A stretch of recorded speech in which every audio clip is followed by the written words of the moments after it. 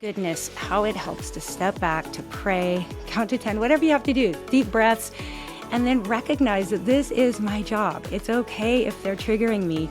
Now, how can I respond in a way that I'm not matching their behavior? Like, they can throw a tantrum, I don't have to throw a tantrum back.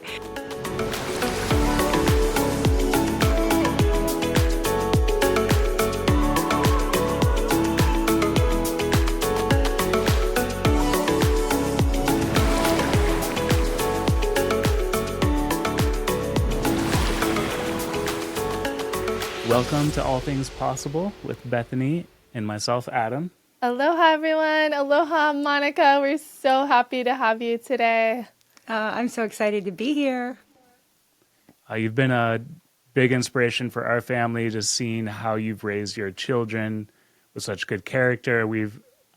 Bethany spent quite a bit of time with Luke. He's an avid surfer. Super shredder. So Monica's a mom of 4 boys, and they all have their own unique kind of backgrounds or interests, which is cool, but we all live in Hawaii, and Monica is just such an inspiration when it comes to parenting and mothering, and we're just so excited to dive in with you today. And you've written 3 books, right? Mm-hmm. Yeah, I have. Share with us a bit about your books. Yeah, well, I started with Boy Mom, What Your Son Needs Most from You. And, that followed years of blogging. So I've just been, in the kind of online community, encouraging parents for years. But after Boy Mom came out, my husband kind of joined me and we wrote Raising Amazing together, which is really focused on character, family relationships like siblings and parent to child and faith.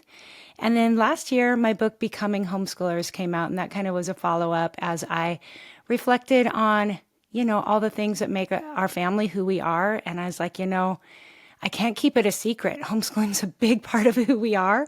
So I wanted to write a book for all the people like me. Now, I know, Bethany, you grew up homeschooling, but I didn't. Yeah.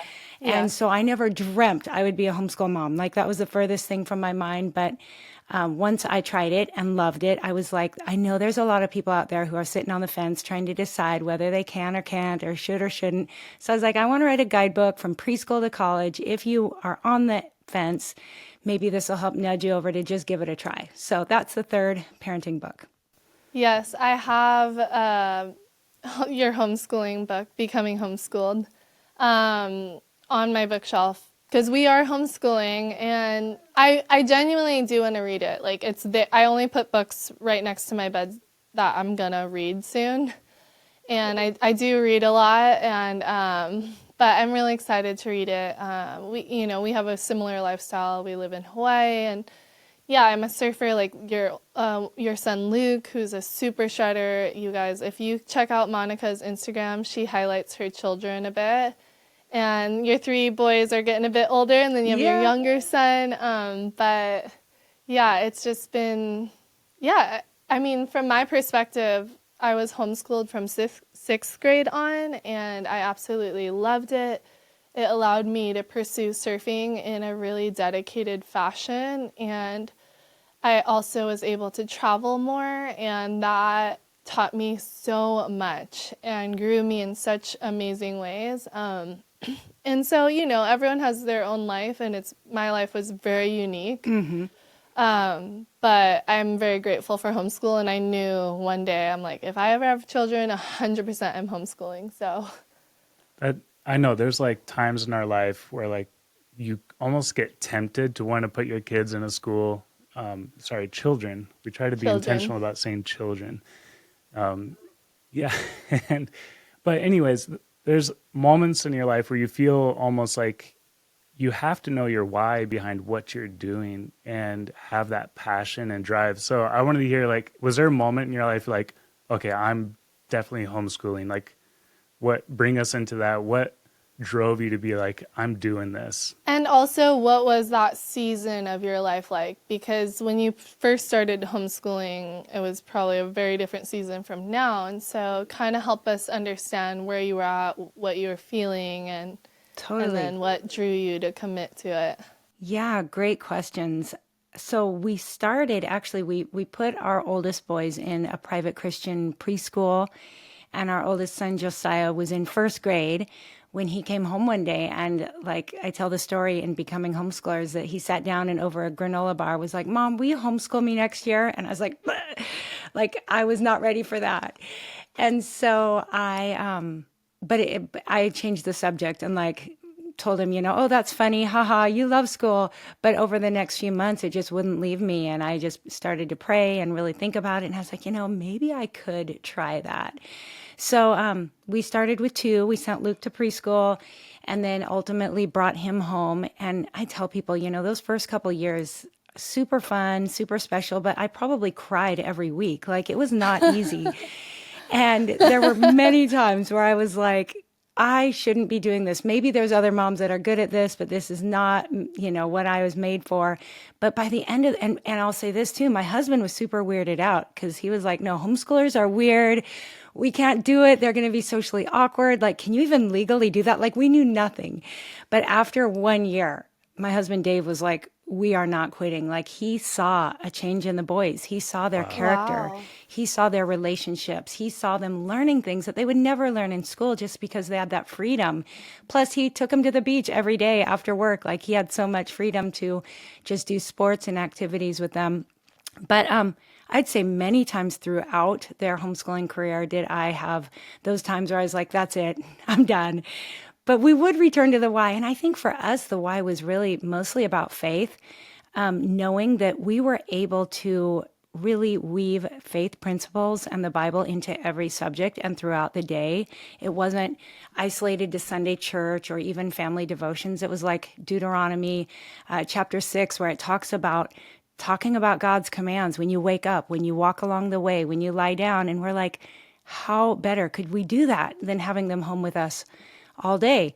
So I think that was our biggest why. And as our world has changed over these past couple of years, especially, I'm like, oh my goodness, there's more why now than ever. Yes. 100%. Yeah, it makes me think about like, similar to your husband thinking like, oh man, they're going to be so sheltered. And like, wait, what's wrong with sheltering them? They need to be sheltered. They need to be protected, and not only protected, but prepared for what the world is going to be, throwing at them. And we get to do that in a beautiful way by investing in their lives. And it's hard sometimes, like 100%. We have squabbles like between us, like, oh man, we're dropping the ball on this or that. But at the end of the day, like our boys are feeling fulfilled and they're feeling connected to us. And like, that's invaluable. And I often think a lot more along the lens of, are they thriving in life? Like beyond reading, writing, math, and like this, like, the subjects that they might be focused in on at school. Like, are they thriving?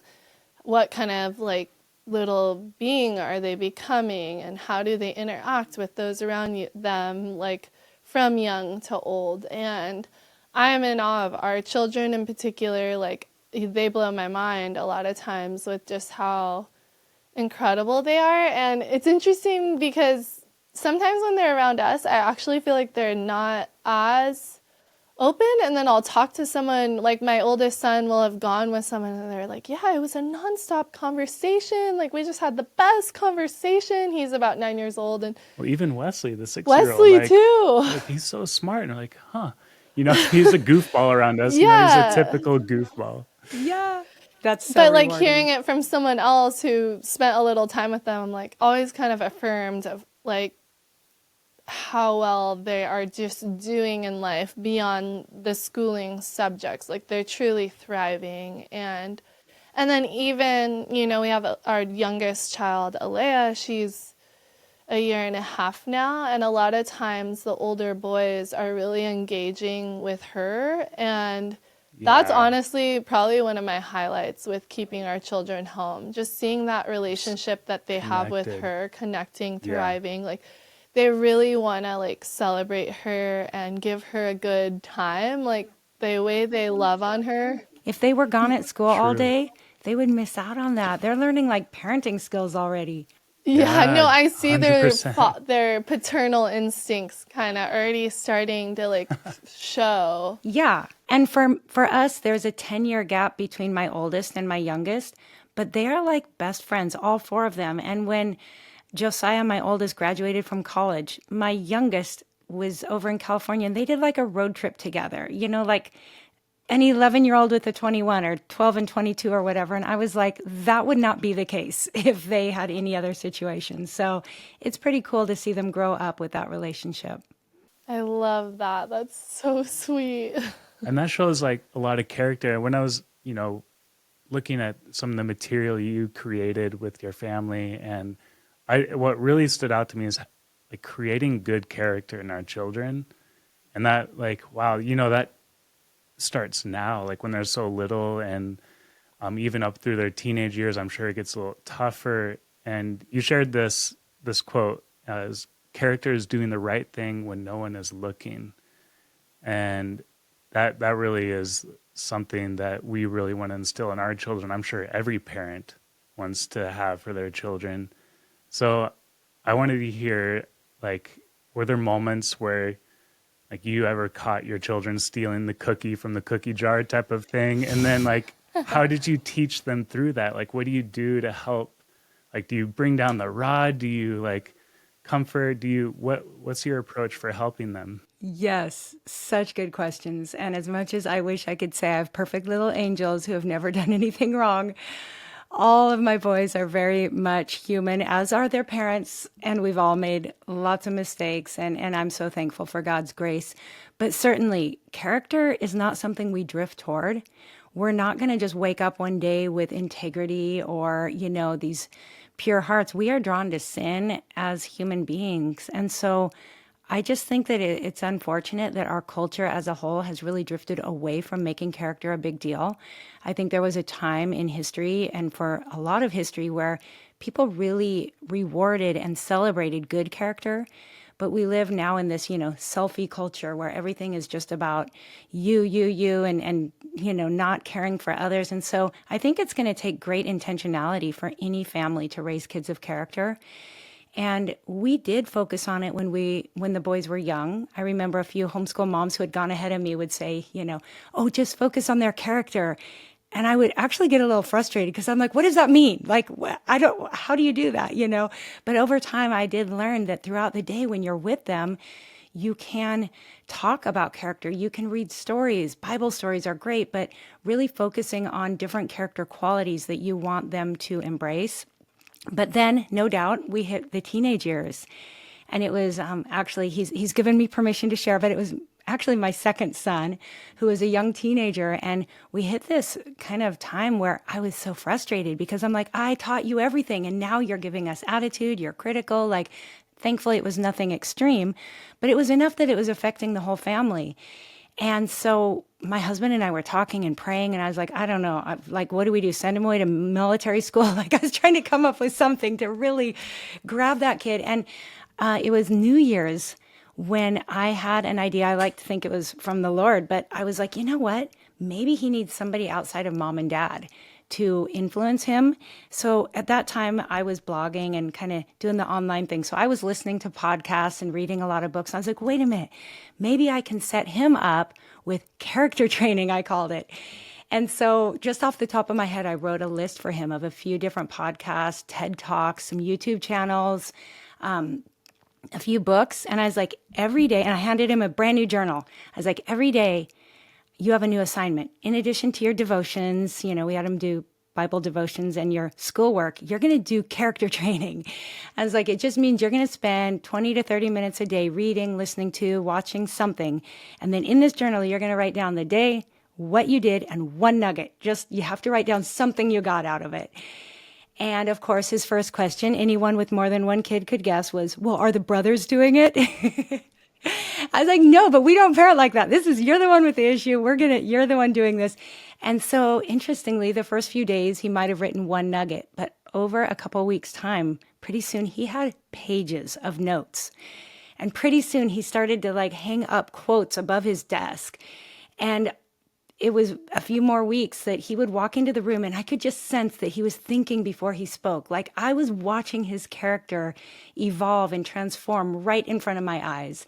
And I was like, okay, this is really cool. So I told that story in Boy Mom. I remember that. I remember reading that and feeling so energized hearing that. But I was like, my children are still young, so I wasn't really going to act upon Hey, it. But I need to reread that book yeah. now.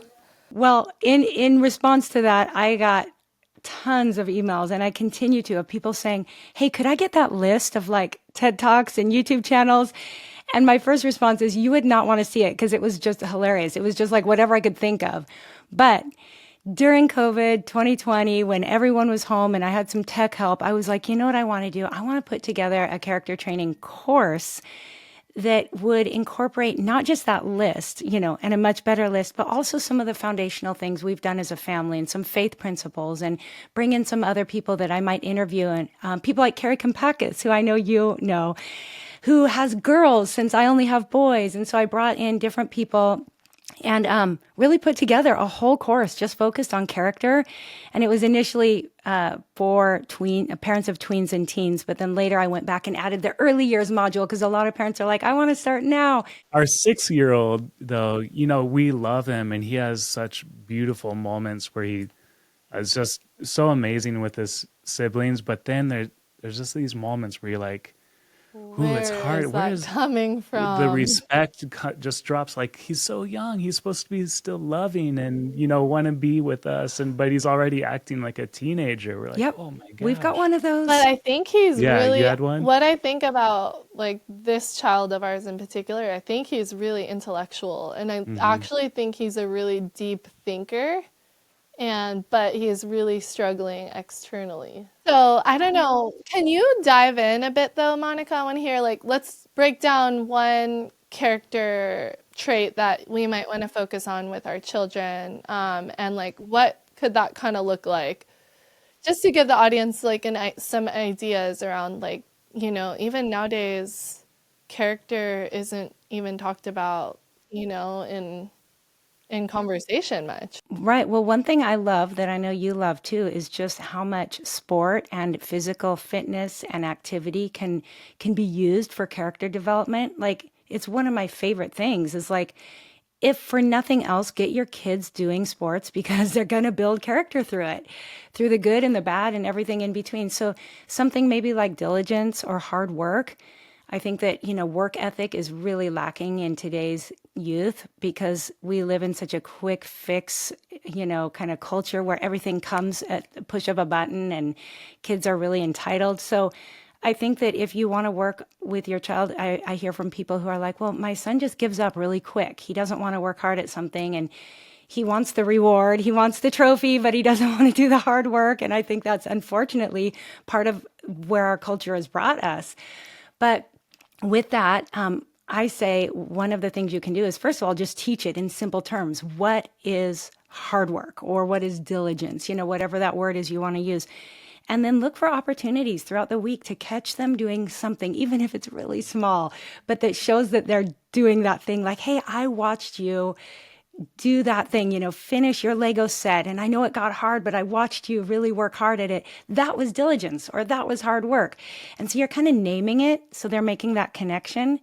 And then you might read a story, a Bible story, or maybe just a children's story. And you look for somebody in that story that has that character quality and you kind of call that out.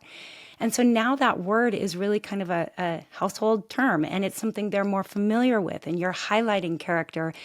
And, instead of just highlighting like at the end of a game, say they play soccer, not just like, yay, your team won, but like I saw how much hard work that took, win or lose, you were diligent, you kept going even when it was hard.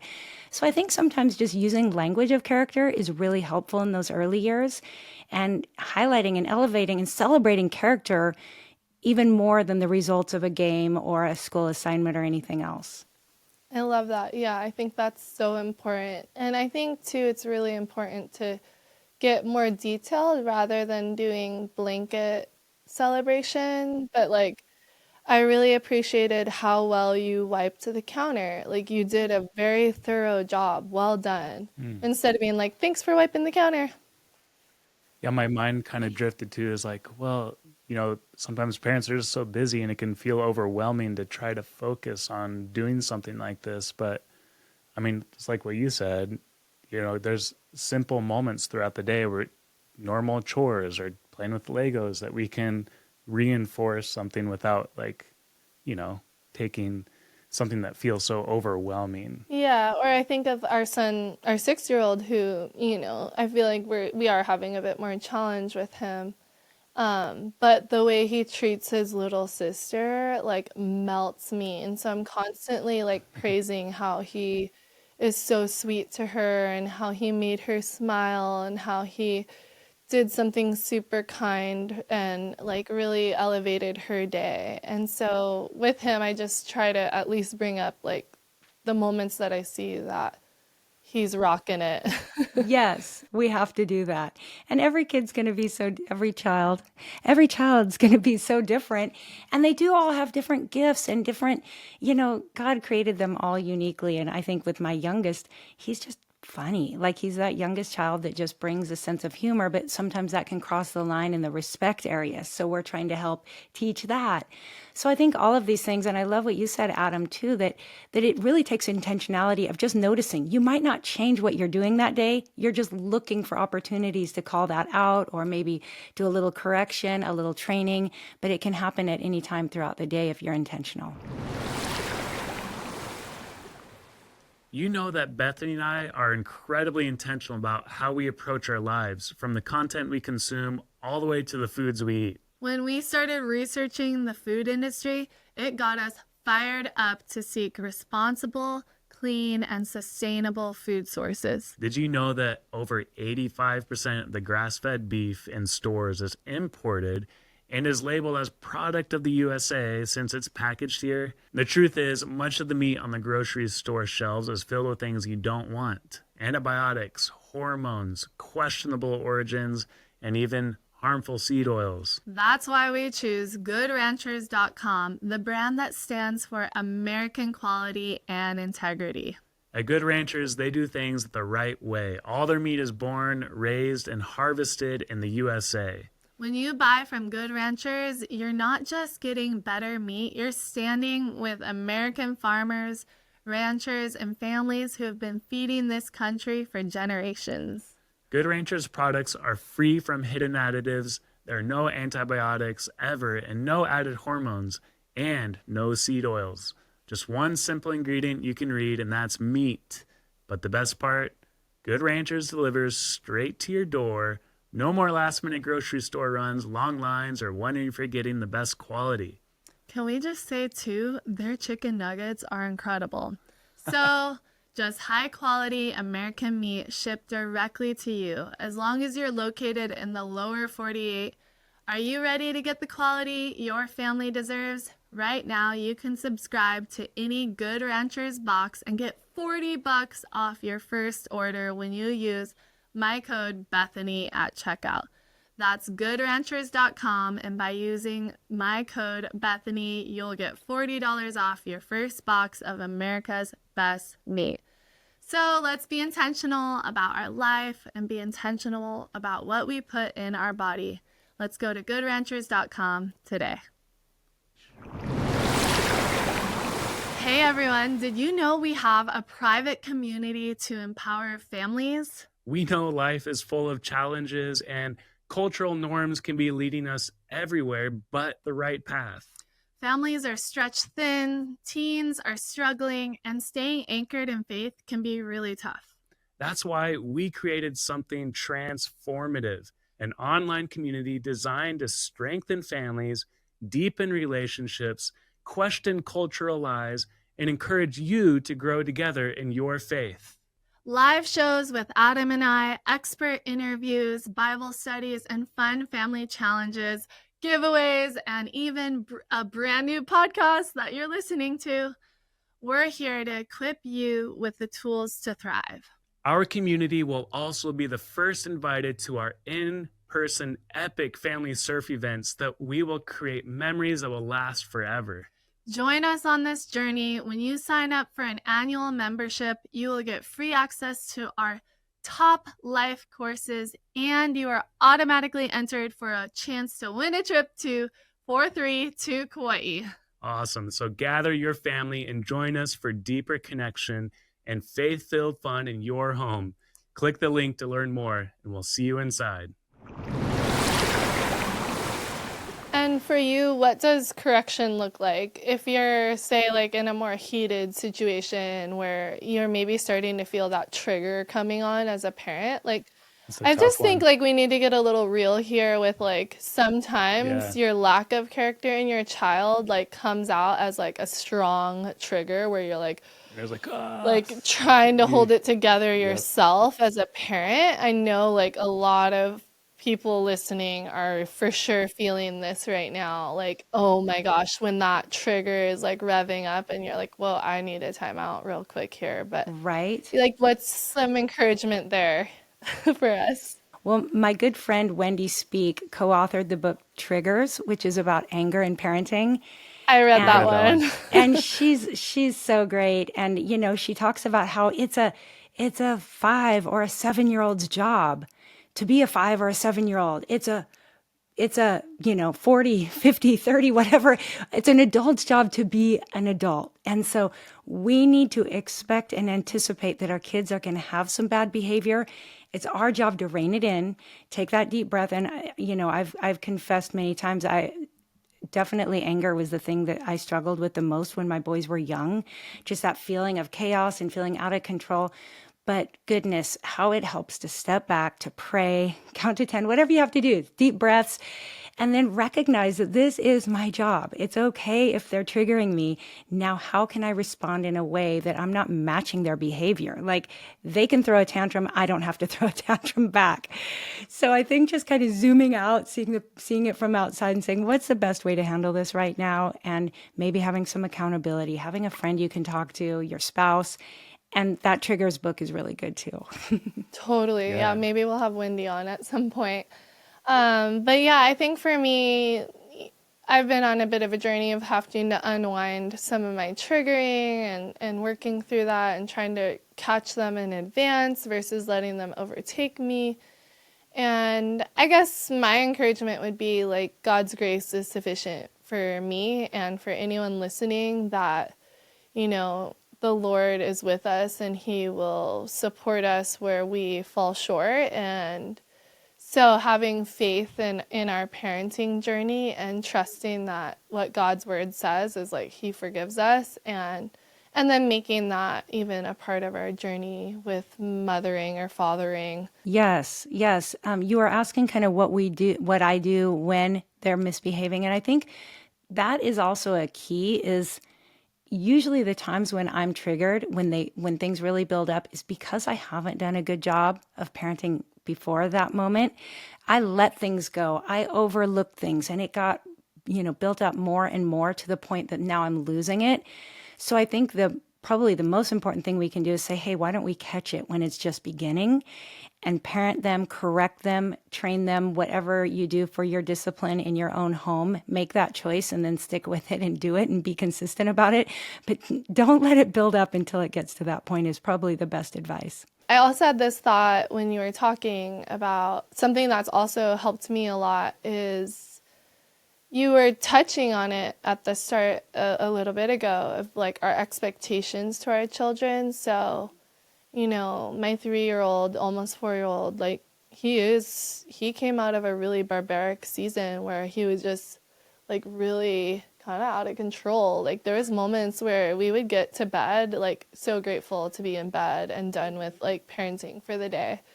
And I wouldn't say he was necessarily like a reflection of Adam and I in that season. It was a very So challenging season. And, he would just kind of like pop a lid really quick and like his fuse was super short and he'd kind of like scream and like. it's funny how like those days are like a blur They because are a they're a blur. full Like on I blur. forget Like, them. And oh now, my but like goodness. fast forward now, our almost 4-year-old, like he's such a sweetheart. Like most of the days, like I'm thinking back on the day and I'm like, he is so sweet and so fun to be with. And like, he just went through a little tough season. We all got through it and it's okay. And we made it and we're okay. Well, I'd love to hear And what did you now do in that season? Like, what was your go-to? How did you help him? Because it sounds like he's come a long way. You yeah. did a lot of regulating I him, like did as dive far as into like like helping him regulate. So he was just so dysregulated. So I was like pretty desperate and I was like doing a lot of parenting research and I talked to a mom the other day and I'm like, you can have, when your child like popping a lid and they're like having a freak out, like you can either send them for a timeout and it will last like 30-45 minutes and they'll be super distraught, or you can rock them on the rocking chair or hold them or go on a walk and hold hands for like 3 minutes and they'll be fine. Like, what do you want to choose as a parent? Like the 45-minute tantrum, or do you want to come alongside your little one who's truly struggling and they're in a barbaric season where they just can't hold it together? You know what's interesting? I think like that is even beneficial for teenagers as Yeah. well. I mean, not like snuggling them, but they need regulation as well. Yeah, like to And go on like and go throw a adults, ball. I need snuggles, like help regulate me, hug. Yeah. But yeah, like maybe as a teenager, it looks like if the teenager's struggling, we don't have teens yet, but you could go out in the yard and like kick soccer ball or throw a frisbee and just like have some wind down time. Oh yeah, surfing. If you can get a kid on this, I tell people, because all my boys do surf, they all love it. But I'm like, sports like surfing, because if you don't live where you can surf, there's other things. But you might have to push kids to do it when they're young. But I have yet to meet a teenager who you have to tell to go surf. Like if they're already surfing, that is like the most healthy, healing thing. All of my boys in high school, they hit those moments where the testosterone is raging and they just seem like super dysregulated. Get them out, go for a run, go for a surf, go for a bike ride, like just do something physical, and it really can make a huge difference. Love it. Yes. Let's go surf, everyone. We all just need to get in the ocean and Right. just then regulate Yeah. ourselves. Like say a little prayer on your way out. Like ask the Lord to help you through whatever season you're in. I know for me, it's such a healing place to go and be. And, I got a surf in this morning, so I'm like ready to cruise on the couch and relax and talk to Monica. Okay, so Monica, I saw you had a blog post on the way you approach even sports with your children. I would love to just hear you rant a little bit about your thoughts towards sports in the home and keeping that connection and family first approach to your life. I just have noticed this culture of sporting and how it becomes so obsessive and over the top, so to say. And as a professional athlete myself, like even I'm like, whoa, people, like what happened to like family dinners and like being together as a family? We have school and sports, and after whatever activities, there's hardly any time to connect as a family. And so I've just seen a little bit of your messaging around that, and I'd love to hear you just share a bit on your heart in that area as you've raised your boys. Yeah, goodness, it's such an important topic, and I think it is tricky because people like you and my husband played soccer up through a couple of years professionally, and I've always done sports, so we get it. Like it's for one, I think it's super good for kids, and I'm going to cheer everyone on to do sports, but then how easily it can become, kind of an idol. And the whole family's, life can wrap around the sports, and pretty soon you're not going to church because you've got games on Sunday. And so I think it takes a lot of discernment and prayer and just wisdom to navigate, to say, how can we give sports the attention they need or deserve? Or, my 14-year-old is a golfer. He wants to golf in college. So that's taking a ton of time. But we're like, but how do we keep our priorities in order at the same time? And so unfortunately, like most parts of parenting, I don't think there's like a one answer that'll fit everything. But I think just being aware of that and like, okay, let's not get out of control. Let's pray and try to guard that family time, whatever that looks like. We try to be at church together on Sundays. Occasionally there's an important surf comp or golf tournament, and we're not going to be legalistic and say, oh, we can't miss church, because we're doing things as a family throughout the whole week. It's not just a Sunday thing. But also, family dinners. So I think for parents to just be aware and to know this, it's up to us to keep things in order, because whatever priorities we have, our kids are likely to take with them into adulthood. So if you're starting to excuse missing church every week, there's a very good chance your kids just won't go at all when they grow up. So whatever you make a priority, kids are going to follow.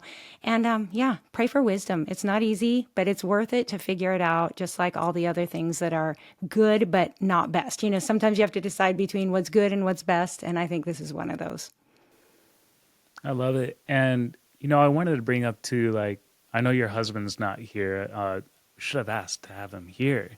I want to know, like, we're trying to have these conversations with you and other people. These are like big decisions for your family.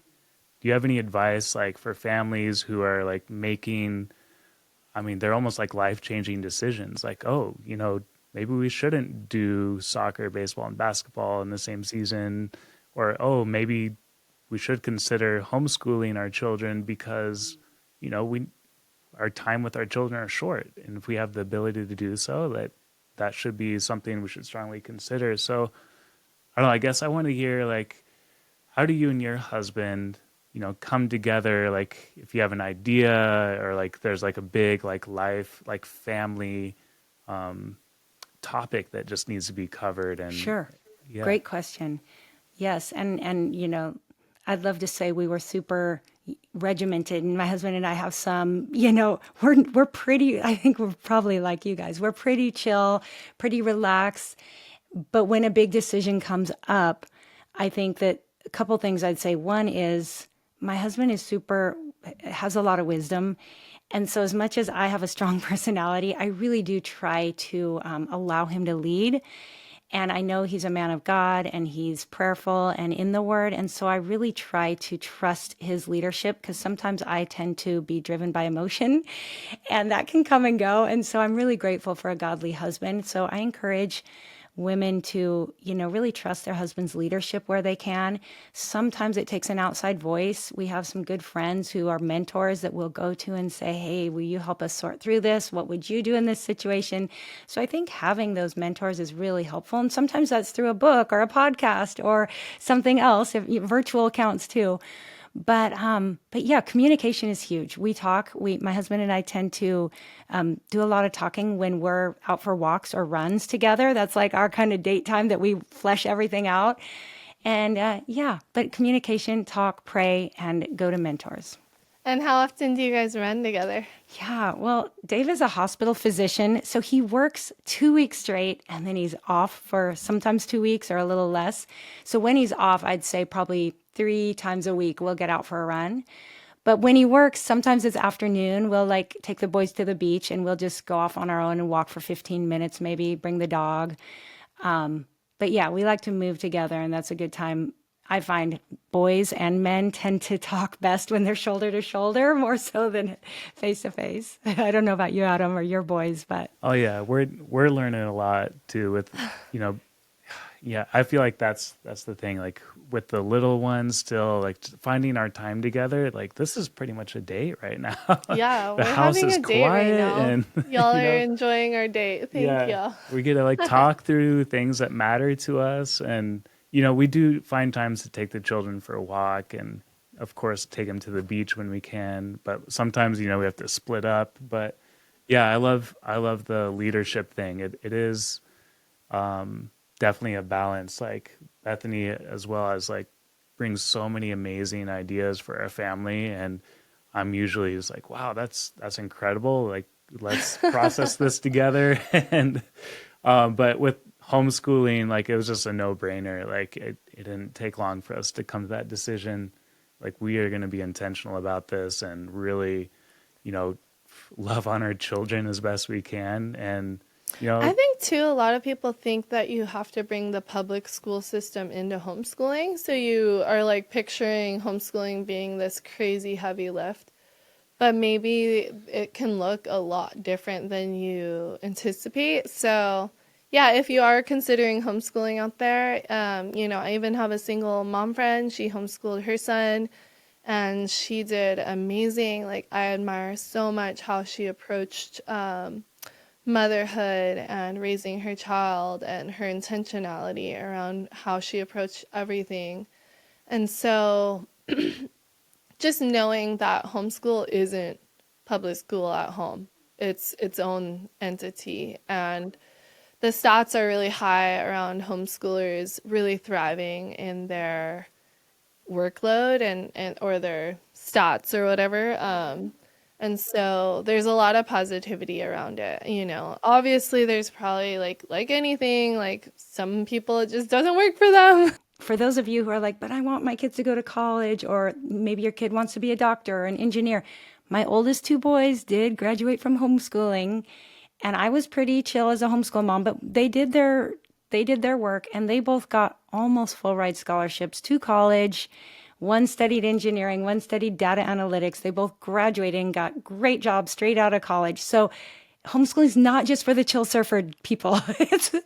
It's for anybody. And, we're hoping my fourth son will get a golf scholarship. And so we're kind of having to navigate what that looks like in the NCAA, which doesn't make it very easy for homeschoolers. But all of that being said, you're right. I think I've had a tendency to try to make my homeschool look like a public school classroom because I grew up with that, which you didn't, but it shouldn't. It really shouldn't. And again, I do think my book has, a lot of encouragement for how you can do everything you need to do, but not make it look like the public school. You can have a lot of fun and have a great experience and yet get everything done that needs to be done. Amazing. Awesome. Well, thanks so much, Monica. Yeah. You're such a light, and your family is a beacon to the world, and just getting the brief glimpses of, hanging with Luke here and there, it's just like, oh yeah, it's the moment like, yeah, their parents are awesome. Aww. So yeah. Thank you. And Bethany, part of Luke's whole story and testimony, especially with surfing, was following you and how, I don't know, he hit that, he might have been like 7 years old, but maybe 8 or 9, but he was like starting to think, maybe I don't want to surf anymore. And then he watched Soul Surfer, and he had already knew about you. I think you even spoke at a church we were at before that, but that was like a moment in his life that he tells people that really inspired him. And so when people are like, who's inspired your surfing? He's like, Bethany Hamilton. So it's so sweet when I have young boys who look up to me, because a lot of times it feels like it's mostly girls, but I know there's a lot of boys out there that are like, well, if Bethany can charge, I can charge too. And you guys, if you do check out Monica's Instagram, she highlights her son Luke and all her sons actually. But I relate to Luke a lot because he is a really great surfer and he's really killing it in his sport right now. So it's cool to see he's the next generation pushing and charging hard. But yeah, Monica, thank you so much. Is there any based off our conversation we just had, one or two little chips of send out at all our listeners, all our everyone here today, to just send them off with something, a nugget to. How about just a favorite parenting Bible verse, which is Galatians 6:9, that says, "Do not grow weary in doing good parenting, for in due season you will reap a harvest if you do not give up." So parents, especially if your kids are young, if character is hard, if you're trying to figure it out, don't give up. The rewards do come. Oh my goodness, with my adult children, I am so grateful. But my husband and I always say, sometimes you have to front load, do the parenting work when they're young. The results come later. The rewards are there. So don't grow weary and keep it up. Oh, I love it. Amazing. Thank you so much. Lots of love and aloha. Thanks so much for joining us today. Hope you left feeling encouraged and supported in your journey. If you want to dive deeper with us, be sure to check out the links. You can join us in our community online. We would be grateful for you to post a subscribe, and just help us get our messaging out there. We're so excited to be here and just dive into more intentional conversations with you all. This has been a dream of Adam and I for years now, to have our own podcast, and we're finally doing it. So thanks so much for joining us today, and we're cheering you all on.